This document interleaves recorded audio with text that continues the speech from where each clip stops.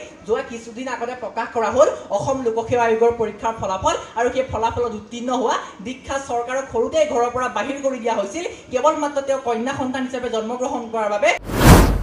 নাৰীয়ে সভাই সমিতিয়ে নাৰী নিৰ্যাতনৰ সন্দৰ্ভত ডাঙৰ ডাঙৰ বক্তব্য ৰাখে আৰু সেইগৰাকী নাৰীয়ে ঘৰত বন কৰা বা কাম কৰা কিশোৰীগৰাকীৰ ওপৰত শাৰীৰিক বা মানসিক নিৰ্যাতন চলায়।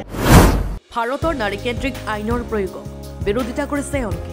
এগৰাকী নাৰী নিজ গৃহতে সুৰক্ষিত নহয়, তেওঁ শোষণৰ বলি হ'ব লাগে স্বামীৰ পৰা, স্বামীৰ পৰিয়ালৰ পৰা, তৎসত্ত্বেও তেওঁ আইনৰ আশ্ৰয় ল'ব নোৱাৰে সন্তানৰ ভৱিষ্যতৰ কথা চিন্তা কৰি, নিজা ভৱিষ্যতৰ কথা চিন্তা কৰি, তাৰ যাৰ ফলত সেই নাৰীগৰাকী নীৰৱে সহ্য কৰিব লগা হয় আৰু যাৰ ফলতে ৰাষ্ট্ৰসংঘৰ প্ৰতিবেদন অনুসৰি 2023 বৰ্ষত প্ৰত্যেক দিনাই 140 গৰাকী মহিলা মৃত্যুমুখত পৰিব লগা হৈছে পৰিয়ালৰ হিংসাত। সেইবাবেই মাননীয় অধ্যক্ষ মহোদয় বিৰোধিতা কৰিছো আজি উত্থাপন কৰা বিধেয়কখনক। এয়া লখিমপুৰ ব্ৰিলিয়েণ্ট একাডেমীত অনুষ্ঠিত হোৱা অসম ভিত্তিক তৰ্ক প্ৰতিযোগিতাৰ দৃশ্য।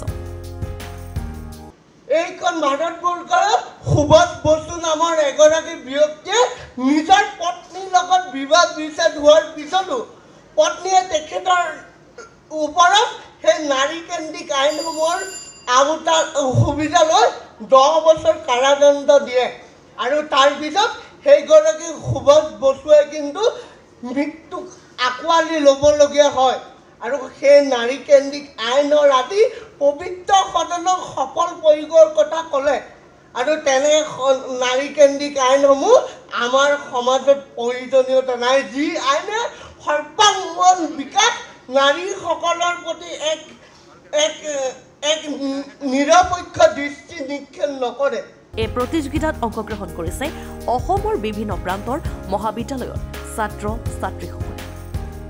অসমৰ বিভিন্ন প্ৰান্তৰ পৰা আহিছে। আমাৰ ইয়াত আমাৰ ডিব্ৰুগড় মেডিকেল কলেজৰ পৰা আহিছে, ডিব্ৰুগড় বিশ্ববিদ্যালয়ৰ পৰা আহিছে, দৰং কলেজ, নগাঁৱৰ কলেজৰ পৰা আহিছে, JB কলেজৰ পৰা আহিছে, লখিমপুৰৰ বিভিন্ন কলেজৰ পৰা আহিছে, তেনেকুৱাকৈ আহিছে, ছয়দুৱাৰ কলেজৰ পৰা আহিছে।